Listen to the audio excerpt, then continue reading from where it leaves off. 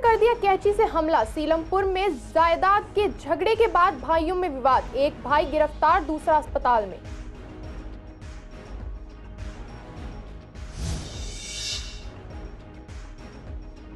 सीलमपुर के आप विधायक और पत्नी को नहीं मिली कोई राहत। स्कूल की प्रिंसिपल पर हमला करने पर दिया था दोषी करार। कोर्ट ने सजा देने की बजाय प्रोबेशन पर ही छोड़ दिया था। धोखाधड़ी मामले में एक आरोपी गिरफ्तार। 14,80,100 रुपए की थी ठगी। नौकरी लगवाने के नाम पर करता था धोखाधड़ी।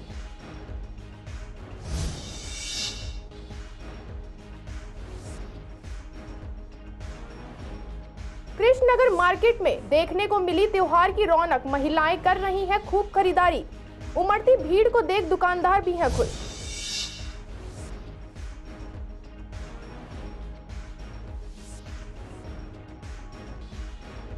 केजरीवाल को भेजे नोटिस पर आप गुस्से में। बीजेपी कांग्रेस खुश। शराब नीति में एक के बाद एक घोटाले आए सामने। बीजेपी कर रही है तानाशाही की राजनीति।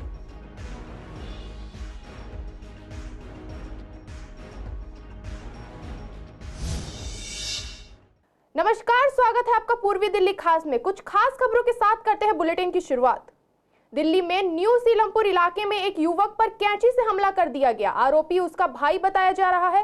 वारदात को अंजाम देने के बाद आरोपी मौके से फरार हो गया। उधर पसलियों में कैंची घुसने से बुरी तरह घायल युवक को पास के जग प्रवेश चंद्र अस्पताल ले जाया गया, जहां से उसे जीटीबी अस्पताल रेफर कर दिया गया। घायल का इलाज चल रहा है। मामले में सीलमपुर पुलिस ने घातक हथियार से हमला करने का केस दर्ज कर लिया है। फरार आरोपी की तलाश की जा रही है। घायल शादाब पिता के साथ काम करता है। कल सुबह वह घर पर था। उसी दौरान उसका भाई शमीम पिता से हिस्सा बांटने के लिए कहने लगा। वह मकान में हिस्सा मांग रहा था, तभी आरोपी ने झगड़ा शुरू कर दिया। राउज एवेन्यू कोर्ट ने 2009 में एक सरकारी स्कूल की प्रिंसिपल से मारपीट के मामले में उनकी दोष सिद्ध के खिलाफ आप विधायक अब्दुल रहमान और उनकी पत्नी आसमा बेगम द्वारा दायर अपील को खारिज कर दिया। कोर्ट ने इस साल अप्रैल में सीलमपुर से विधायक अब्दुल रहमान और उनकी पत्नी को दोषी ठहराया था। हालांकि सजा के रूप में उन्हें कैद की सजा नहीं सुनाई गई थी। कोर्ट उन्हें शांति और अच्छे व्यवहार बनाए रखने और किसी भी आपराधिक गतिविधि से दूर रखने की शर्त पर प्रोबेशन पर रिहा कर दिया था। अब्दुल रहमान और उनकी पत्नी का कहना था कि उन्हें दोषी साबित करना ही गलत है, इसलिए उस फैसले को चुनौती दी गई थी। स्पेशल जज गीतांजलि गोयल ने पीड़ित प्रिंसिपल रजिया बेगम की अपील भी खारिज कर दी, जिसने सजा बढ़ाने की मांग करते हुए अदालत का दरवाजा खटखटाया था। प्रिंसिपल ने राउज एवेन्यू कोर्ट के एडिशनल चीफ मेट्रोपॉलिटन मजिस्ट्रेट द्वारा 7 जून के फैसले के खिलाफ अपील दायर की थी। आपको बता दें कि 2009 में एक स्कूल की प्रिंसिपल रजिया बेगम पर हमला करने के मामले में उन्हें कोर्ट ने दोनों को दोषी करार दिया था। कोर्ट ने कहा था कि दोनों को 1 साल के लिए प्रोबेशन पर छोड़ा जा रहा है। इस दौरान यदि दोनों का आचरण ठीक नहीं रहा या उनके खिलाफ कोई केस दर्ज हुआ तो कोर्ट मामले में सजा सुना सकती है। जिस मामले में इन्हें प्रोबेशन पर छोड़ा गया है उसमें सरकारी स्कूल की प्रिंसिपल रजिया बेगम ने आरोप लगाया था कि आसमा बेगम ने उन्हें थप्पड़ मारा है। बाद में अब्दुल रहमान ने भी स्कूल में आकर रजिया बेगम को जान से मारने की धमकी दी थी। इस तरह दोनों पक्षों को ही कोर्ट ने कोई राहत नहीं दी।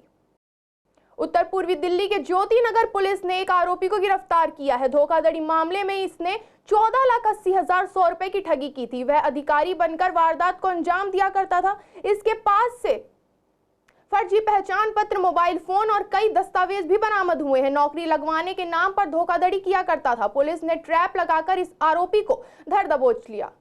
यूं तो महिलाओं को सजने संवरने के लिए किसी खास मौके की जरूरत नहीं होती है, लेकिन एक ऐसा त्योहार है जिसने महिलाएं पूरी 16 श्रृंगार से सजती हैं और पूरे दिन का उपवास करती हैं। जी हां, यहां हम करवा चौथ की बात कर रहे हैं, क्योंकि इस दिन को महिलाएं बड़े ही उत्साह से मनाती हैं। महिलाएं करवा चौथ के लिए क्या कुछ खरीदती हैं, क्या तैयारियां करती हैं, इसका जायजा लेने के लिए जब हमारी संवाददाता कृष्णनगर मार्केट में पहुंची तो वहां त्योहारों की रौनक साफ तौर पर देखने को मिली। फिर चाहे वो कपड़ों की दुकान हो, कॉस्मेटिक्स हो, करवे खरीदने वाली महिलाएं हो या फिर मेहंदी लगाने वाली महिलाएं, हर तरफ महिलाओं की ही भीड़ नजर आ रही थी। महिलाओं ने बताया कि वह करवा चौथ के लिए बहुत सारी खरीदारी कर रही हैं, मेहंदी लगवा रही हैं, साथ ही अपने ड्रेसिंग की मैचिंग की चूड़ियां भी खरीद रही हैं। वहीं दुकानदार भी बाजारों में उमड़ती भीड़ और सेल से काफी खुश नजर आ रहे हैं।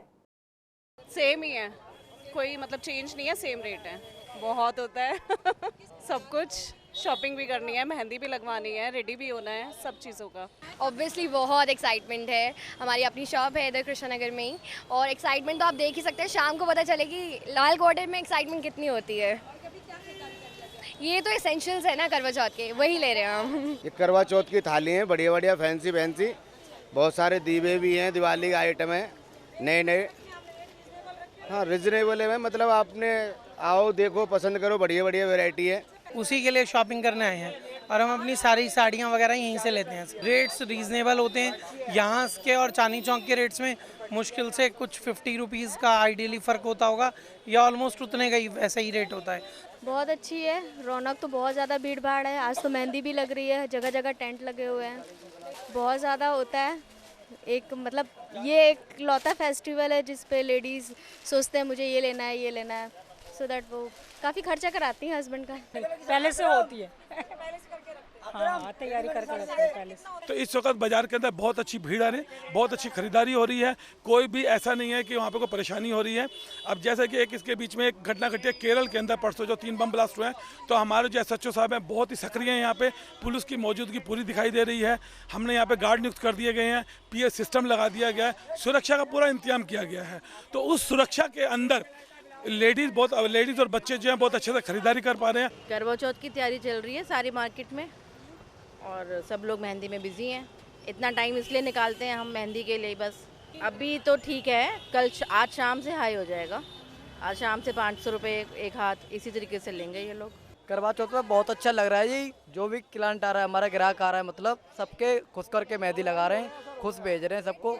रेट 250 रुपये एक हाथ के हैं जी, हाफ लेंथ होगी 250 रुपये एक हाथ के, दोनों हाथों के 500 रुपीज़। हाँ जी, डिजाइन आपके सामने मैम। बहुत मायने रखती हैं। एक सुहागन के लिए तो एक चूड़ियाँ हो गई, नेल पेंट हो गई, सिंदूर हो गया, इट्स वेरी इंपॉर्टेंट, क्योंकि इससे से तो पता लगेगा कि ये सुहागन है। ऑफ कोर्स वेट करते हैं, पति को थोड़ा सताने में मज़ा आता है ना, कि हमने एक दिन के लिए उनके लिए फास्ट रखा है, भूखे रहना। हाँ, थोड़ा जो हस्बैंड लोग होते हैं वो भी तो केयर करते हैं ना फिर अपनी वाइफ्स की। हमारा ही सामान रहता है, एटलीस्ट लेटेस्ट चीज़ें रखते हैं हम, जैसे कि आप ये देख सकते हो, आप यहाँ से लेके वहाँ तक देख लो, सब कुछ लेटेस्ट मिलेगा हमारे यहाँ पे। सब कुछ करवा चौथ स्पेशल माल आया हुआ है हमारे यहाँ पे। ये देखो, ये लगा रखे हैं हमने सेट, ये लगा रखे हैं, ये सेट लगा रखे हैं हमने। करवे वगैरह अच्छा काम है हमारा, हमारे बड़े भाई साहब भी अच्छा काम कर रहे हैं आजकल, और हमारे छोटे भाई साहब है कालू भाई साहब, खरीदारी आ रहे हैं, कोई ऐसी बात सेल ख्याल से अच्छा काम है थोड़ा सा। दीदी वही सुहाग का नॉर्मल जो आपके सुहाग में सामान दिया जाता है, बिंदी हो गई, नेल पेंट हो गया, सिंदूर वगैरह, बस नॉर्मल किट वगैरह देने के हिसाब से, और सेल्फी उसके लिए भी लेती है। जब कस्टमर अपने हिसाब से कस्टमाइज अपने पसंद से सामान लेते हैं, बॉक्सेस हमारे पे इस तरह से होते हैं, हम कस्टमर को बॉक्सेस दे देते हैं। रीजनेबल, ऑलरेडी रीजनेबल प्राइसेस है, मार्केट से अपने प्राइस बहुत डाउन लेके चलते हैं, क्योंकि क्लाइंटेज अच्छा है, मार्जिन कम, क्वांटिटी का खेल होता है हमारा। हर साल की तरह इस साल भी हमारे ट्रस्ट द्वारा ये कैंप लगाया जा रहा है मेहंदी का, तो आपके माध्यम से, आपके चैनल के माध्यम से मैं सभी महिलाओं को इस पावन पर्व की बहुत बहुत शुभकामनाएं देती हूँ। जैसा कि आज कैंप लगाया गया है, तो 400 से 500 महिलाओं का अब तक टोकन बच चुके हैं, और अभी 7 बजे के बाद फिर से हम टोकन बांटेंगे, तो आप मान के चलिए 600-700 महिलाओं को मेहंदी लग जाएगी। लगानी ज़्यादा अच्छा लगता है कि अलग मेहंदी से ही पता लगता है कि भाई करवा चौथ का व्रत है। तो करवा चौथ के व्रत का महत्व नहीं, तो मेहंदी का महत्व है, आगे पीछे तो फिर भी कोई नहीं लगाता मेहंदी, तो करवा चौथ पे तो डेली लगाई जाती है हर बार। ये तो सर आप भी जानते हैं कि मेहंदी के बिना तो कोई त्योहार हमारा पूरा ही नहीं होता, और ख़ास करके तो मेहंदी तो लगनी चाहिए, खास करके करवा चौथ, आपका रक्षाबंधन और तीज वगैरह पे। भीड़ तो बहुत है, 2 घंटे बाद मेरा नंबर आया था, लेकिन बहुत अच्छी मेहंदी लगा रहे हैं। देखो जल्दी आ रहा है, हमने लोगों को टोकन्स बांट रखे हैं, सर ने टोकन बांटे हुए हैं, टाइम टू टाइम सब अपने अपने टाइम पे आने हैं। बहुत अच्छा शेड्यूल है, मतलब कि कहीं भी भीड़ नहीं है, इतने अच्छे तरीके से मतलब मेहंदी लगाई जा रही है, सबको निःशुल्क लगाई जा रही है।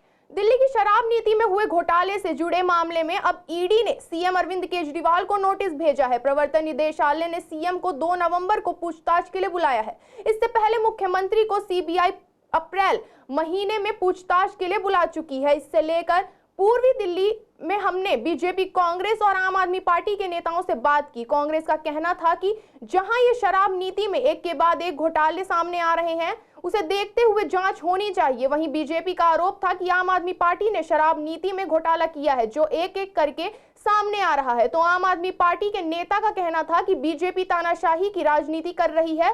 वे चाहती है कि 2 तारीख को अरविंद केजरीवाल की गिरफ्तारी हो जाए, लेकिन जनता को धैर्य बनाकर रखना होगा। दिल्ली के शराब घोटाले की गूंज आज पूरे देश में, पूरे विश्व में। केजरीवाल की ऐसी सरकार जो अपने आप को कट्टर ईमानदार बोलती थी, लेकिन शराब घोटाले में फंसी हुई है। और ईडी की जांच में जो मनीष सिसोदिया की जमानत होनी थी वो सुप्रीम कोर्ट ने रिजेक्ट कर दी, और ईडी ने 338 करोड़ रुपए की रिश्वत, काले धन की, इस घोटाले की जो है वो पूरी परत खोल दी है। और आने वाली 2 नवंबर को ईडी ने केजरीवाल को भी इस सिलसिले में बुलाया है, क्योंकि ये जो जितना पैसा शराब घोटाले में आया ये आम आदमी पार्टी ने चुनाव में खर्च किया, और आम आदमी पार्टी के संयोजक होने के नाते केजरीवाल इसमें जिम्मेदार है। तो दोनों ही मामलों में सरकार के मुखिया होने के नाते और आम आदमी पार्टी के मुखिया होने के नाते केजरीवाल जी को जो पहले सीबीआई ने बुलाया, अब ईडी ने बुलाया, तो स्वाभाविक है उनसे पूछताछ होनी तय है। और हम चाहते हैं, हम मांग भी करते हैं कि दूध का दूध पानी का पानी हो, क्योंकि इतने बड़े तौर पर जो ये भ्रष्टाचार हुआ है इसकी सच्चाई सामने आनी चाहिए, और जनता के जो टैक्स की, पैसे की, जो कमाई का जो बंदर बाट हुआ है, जो लोगों में पैसा बटा है, जो गोवा के चुनाव में जो पैसा खर्च हुआ है, और किन किन के लोगों की जेब में पैसा गया, ये सब सत्यता सामने आनी चाहिए। जो भारतीय जनता पार्टी की नीति जिस प्रकार से चल रही है, उनकी पूरी कोशिश है कि आम आदमी पार्टी को इस बार खत्म कर दिया जाए इस केस के अंदर। तो अरविंद केजरीवाल जी को, जैसे भारतीय जनता पार्टी के नेता कह रहे हैं, उस दिन उनकी बातचीत के बाद, पूछताछ के बाद उन्हें अरेस्ट कर लिया जाएगा और उसके बाद उन्हें जेल में ही रखा जाएगा। हमारा जनता से ही कहना है, आप सब अपना धैर्य बना के रखें। जो भारतीय जनता पार्टी इस वक्त विपक्ष के सब नेताओं को किसी न किसी केस में फंसाकर जेल में बंद करने का कार्य कर रहे हैं, इससे उनका कुछ भला होने वाला नहीं है। देश के पहले गृह मंत्री सरदार वल्लभ भाई पटेल जी की जन्म जयंती पर आज शाहदरा स्थित एक विद्यालय के हजारों बच्चों ने एकता यात्रा निकाली। इस अवसर पर बीजेपी दिल्ली प्रदेश के महामंत्री हर्ष मल्होत्रा, रोहतास नगर विधानसभा क्षेत्र के विधायक जितेंद्र महाजन, शाहदरा थाने के थाना अध्यक्ष संजीव वर्मा, बीजेपी के वरिष्ठ नेता जय भगवान गोयल एवं कई शिक्षाविद मुख्य अतिथि के रूप में उपस्थित थे। इस कार्यक्रम में शामिल होने के लिए कोरिया एम्बेसी के लोग भी पहुंचे थे, जिन्होंने विभिन्न राज्यों की वेशभूषा में शामिल बच्चों के निकलने पर तालियां बजाकर स्वागत किया। बीजेपी के महामंत्री हर्ष मल्होत्रा ने कहा कि देश एक उज्जवल भविष्य की ओर है और वर्तमान समय में सशक्त भूमिका में हमारा देश तरक्की कर रहा है। विधायक जितेंद्र महाजन ने भी इस कार्यक्रम में साथ ही मेरी माटी मेरा देश कार्यक्रम का जिक्र कर देश की उन्नति और उज्जवल भविष्य की जानकारी दी। सरदार वल्लभ भाई पटेल जो हमारे देश के पहले गृह मंत्री थे, 1947 में जब हमारा देश आज़ाद हुआ तब आपके पास गृह मंत्रालय था और आप देश के उप प्रधानमंत्री थे।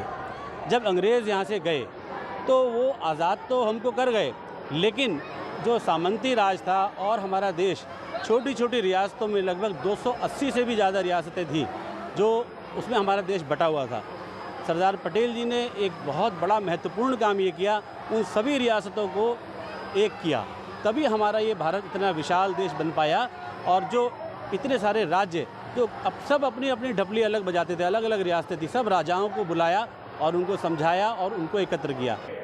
सरदार वल्लभ भाई पटेल वो शख्सियत थी, राजनीति से ऊपर उठकर भी आपने देखा होगा कि प्रधानमंत्री नरेंद्र मोदी जी ने उनका जो इतना बड़ा स्टैचू, जो मुझे लगता है विश्व के पहले दूसरे नंबर पर हाइट के उस पर सबसे बड़ा स्टैचू होगा, उन्होंने देश को आज़ादी के बाद सरदार वल्लभ भाई पटेल ने जो 500 से ज़्यादा रियासतों को बात करके अपने कुशल नेतृत्व से देश को अखंड बनाया।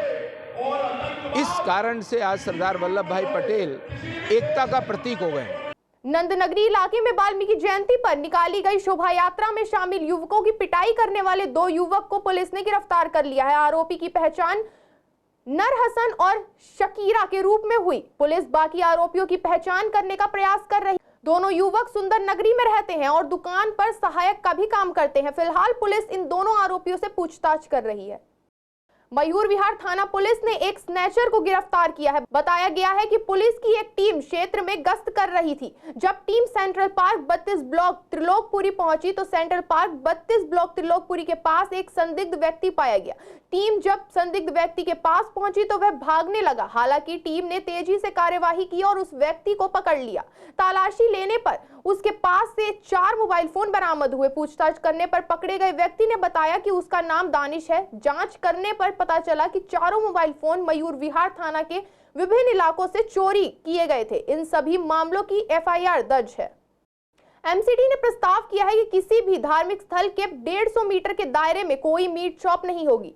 इस प्रस्ताव के बारे में जब हमारे संवाददाता ने विश्वास नगर के निगम पार्षद से बात की तो उन्होंने बताया कि उनके इलाके में मंदिर के पास ऐसी कोई भी मीट शॉप नहीं है। अगर होती भी है तो मैं उनसे रिक्वेस्ट करूंगी कि शॉप बंद की जाए और नहीं करते हैं तो उनके खिलाफ चालान की प्रक्रिया भी शुरू की जाएगी। कृष्णानगर निगम पार्षद संदीप कपूर ने बताया कि जिस तरीके से मीट की दुकान तीर्थ स्थल से 150 मीटर की दूरी पर होनी चाहिए, अगर ऐसा नहीं होता है तो उनके खिलाफ सख्त कार्रवाई की जाएगी और अगर रेडिशनल कॉलोनी में मीट की दुकान खोली जाती है तो उनकी जो दुकान का साइज होगा उस पर और लाइसेंस फीस भी बढ़ा दी जाएगी। सबसे पहले तो मेरे वार्ड में ऐसे मंदिरों के पास तो कोई अभी ऐसी कोई मीट शॉप है ही नहीं। अगर बाय चांस कभी होती भी हो तो मैं तो उनसे यही अपील करूंगी कि ना धार्मिक स्थल के पास ही दुकानें बंद होनी चाहिए। हाँ, होती है तो चालान काटे जाएंगे उनके। सर वो तो जब चालान कटेगा तो उनके पास ही जाएगा। वो आज अभी कोई फिक्स नहीं है। हमारा भी हाउस में बहुत अच्छे से मतलब सारे काम कर रहे हैं। ये चीज़ मिलके हम लोग सब मिलके पहले हम सबकी बस यही है सबको निवेदन है किसी की मंदिरों के पास ये दुकानें वो होनी ही नहीं चाहिए। हम सबसे यही अपील कर रहे हैं। आज मीट की दुकानों को लेकर एक बड़ी पॉलिसी को हमने निगम के अंदर पास किया। धीरे धीरे शाकाहार की तरफ लोग ज़्यादा जा रहे हैं, तो आज ज़रूरत है कि जो पूजा स्थल है, चाहे वो मंदिर है, चाहे मस्जिद है, चाहे गुरुद्वारा है, उनसे मीट की दुकानें थोड़ी दूर हों, जिससे कि उनकी जो सात्विक जो इमेज है वो बनी रहे। तो अब किसी भी पूजा स्थल से 150 मीटर की दूरी पर ही मीट की दुकान को लाइसेंस दिया जाएगा। अगर रेजिडेंशियल इलाके में कोई दुकान ऐसी खुल रही है तो 20 स्क्वायर मीटर से बड़ी दुकान नहीं खुल सकती। इसकी लाइसेंस फीस भी हमने फिक्स कर दी है और इसका पूर्वी दिल्ली के पार्कों की अगर बात करें तो पार्कों की स्थिति बेहद खराब है। फिर चाहे वो एमसीडी पार्क हो या फिर डीडीए पार्क, इनकी हालत बेहद खस्ता है। अगर वेस्ट आजाद नगर में बने निगम पार्क देखें तो यहाँ गंदगी हर तरफ फैली हुई है। ओपन जिम की अधिकतर मशीनें टूटी हुई हैं और बेंच भी टूटे हुए हैं। यहाँ टहलने के लिए आने जाने वाले लोग बताते हैं कि पार्क सालों से बदहाल है, लेकिन इलाके में पार्षद को कोई मतलब नहीं है। साथ ही यहाँ लोग अपने स्वास्थ्य को दुरुस्त करने इस पार्क में आते हैं, लेकिन यहाँ गंदगी के कारण बीमारियों का डर बना रहता है और शिकायतों के बाद भी यहाँ कोई सुनवाई नहीं होती है। बहुत ज़्यादा खस्ता है, बहुत ही ज़्यादा। कोई माली नहीं है यहाँ पे, कोई सफाई कर्मचारी नहीं है, कोई भी नहीं है। कुछ बहुत ही ज़्यादा खराब है। आप देखो तो सही, जरा बिल्कुल ही खराब है। खड्डे हो रखे हैं 1-1 फुट के। शिकायत पहले कई बार करी है, कोई सुनता तो है नहीं यहाँ पे, कोई नहीं सुनता जी। यहाँ सारी गंदगी मिलती है, कोई पार्क में पानी देने वाला नहीं, कोई माली नहीं, कोई कुछ नहीं। हम तो टाइम पास करने आते हैं, वो भी यहाँ चूहे मरे पड़े होते हैं, कोई सफाई नहीं होती। मच्छर बहुत है, गंद बहुत है, गंद बहुत है। होती है जब करते हैं, मतलब महीने में 1 आध दफ़ा आ जाती है। चूहों की है, बहुत ज़्यादा कंप्लेंट करें तो महीने में 1 आध दफ़ा आ जाता है। सब मेन जो है सफाई की है। यहाँ चूहों ने इतने गड्ढे कर रखे हैं, चूहों की से ना इतनी बदबू रहती है हर वक्त। मतलब आदमी कम है, चूहे ज़्यादा हैं और जगह जगह जगह जगह खोद रखा है चूहों ने। उसकी वजह से कोई ना कोई चूहा मरता है, खाने को मिलता नहीं है उनको यहाँ। इसकी वजह से बहुत कोई ना कोई मर जाता है और बदबू के मारे होते हैं। पार्क में तो आते हैं, बैठने उठने आते हैं सारे लोग। लंच के टाइम में भी लोग आते हैं। यहाँ पे कुछ नहीं मिलता, गंद बहुत है यहाँ पे। रात में कभी मच्छर वगैरह, मतलब बहुत ज़्यादा प्रॉब्लम है इधर। नहीं, शिकायत है, कोई कार्रवाई नहीं होती ना यहाँ पे। हाँ, लेट जलती है शाम को, पता नहीं 8 बजे के समथिंग जलती है। सर्दी है ना, जल्दी जलनी चाहिए तो जलती नहीं है। शाम के समय ठीक ही है, सब अंधेरा होता है। इस साइड तो बिल्कुल नहीं जलती, इस साइड जलती है। सिविल डिफेंस कर्मचारी पिछले काफी समय से अपनी सैलरी को लेकर, साथ ही अपनी नौकरी को लेकर लगातार धरने पर बैठे हुए हैं। आज इन कर्मियों की ड्यूटी का आखिरी दिन था, लेकिन आज भी ये लोग धरने पर बैठे हुए थे। साथ ही इन्होंने ये भी बताया कि सैलरी तो पिछले कई महीनों से नहीं मिली है और अब नौकरी पर भी असमंजस बना हुआ है। अभी इन कर्मियों को आगे नौकरी कंटिन्यू करने को कहा गया है, लेकिन डर बना हुआ है कि उन्हें कभी भी नौकरी से हटा दिया जाए, क्योंकि इन मार्शलों की नौकरी आगे भी बरकरार रहेगी या फिर उन्हें हटा दिया जाएगा। हमारे साथ समस्या यह है कि 5 महीने हो गए, हमारी तनख्वाह अभी तक आई नहीं। हमारे घर की आर्थिक स्थिति बद से बदतर हो गई है। हम अपना किराया नहीं भर पा रहे हैं, बच्चों की स्कूल फीस नहीं भर पा रहे हैं। स्कूलों से हमको बोला जाता है कि हाँ भाई फीस भरो, नहीं तो हम आपके बच्चों को निकाल देंगे। मानसिक तनाव के कारण हमारे साथ के 5 सदस्यों ने सुसाइड भी कर लिया है। इसका जिम्मेदार है, उसके जिम्मेदार कौन है बताओ। जहाँ पे भी हम धरना प्रदर्शन करते हैं, हर जगह से हमको आश्वासन दिया जाता है कि हाँ भैया 2-4 दिन में आ जाएगी, 2-4 दिन में आ जाएगी, 2-4 दिन में आ जाएगी, लेकिन आते नहीं है। समस्या ये तो सभी के साथ है। बहुत अच्छा तोहफा दिया है दिल्ली सरकार ने। कहते हैं सीएम दिल्ली का वो राजा होता है, प्रजा उसके बच्चों के समान होती है, लेकिन इन बच्चों को आज दिल्ली की सीएम अरविंद केजरीवाल जी बहुत अच्छा तोहफा दिया है। बहुत समझदारी दिखाते हुए हमें दिल्ली के सीएम साहब ने दिवाली के उपलक्ष्य में बोनस के साथ साथ बहुत अच्छा तोहफा दिया है। घर बैठने को हमें नौकरी से निकाला जा रहा है। पिछले 5 महीने का वेतन जो अपने बच्चों को समझा रहे हैं कि आज मिलेगा, अगले दिन मिलेगा, करते करते 5 महीने हो गए। आज हम भुखमरी की कगार पर हैं और अपनी आवाज़ को उठाने के लिए हमें आंदोलन करना पड़ रहा है। उत्तर पूर्वी दिल्ली के नंद नगरी इलाके में दिन दहाड़े 5 लाख रुपए की सनसनीखेज लूट के मामले में नंद नगरी पुलिस ने जय उर्फ अंकित नाम के आरोपी को गिरफ्तार कर लिया है। इससे पहले एक आरोपी को क्राइम ब्रांच पुलिस ने गिरफ्तार किया था। पुलिस ने इसे सीसीटीवी और टेक्निकल सर्विलांस की मदद से गिरफ्तार किया। आपको बता दें कि 20 अक्टूबर को मंडोली शमशान घाट के पास गुजर रहे नर अली ने शिकायत की थी कि वह बैंक से पैसे निकाल कर आ रहा था और यमुना विहार में अपने कुछ रिश्तेदारों से मिलने जा रहा था, तो सफेद रंग की बाइक पर आए 2 लोगों ने उसे रोक लिया और बंदूक की नोक पर लूटपाट की। पुलिस ने जय उर्फ अंकित से एक देसी पिस्तौल, एक जिंदा कारतूस और लूट में इस्तेमाल की गई मोटरसाइकिल भी बरामद कर ली। पता चला है कि उसके खिलाफ हत्या का एक मामला चल रहा था, जिसमें वह पैरोल पर रिहा हुआ था और तब से फरार था। पुलिस के अनुसार डकैती के 3 मामलों में भी उसकी तलाश थी। पूछताछ में पता चला है कि वह बैंक से पैसे निकाल कर जा रहे लोगों पर नजर रखते थे और बाद में अपने टारगेट का पीछा कर उसे लूट लेते थे। इस मामले में मुकीम उर्फ शब्बू को पहले ही गिरफ्तार कर लिया गया है। आज के बुलेटिन में केवल इतना ही। ऐसी तमाम खबरों के लिए देखते रहे पूर्वी दिल्ली।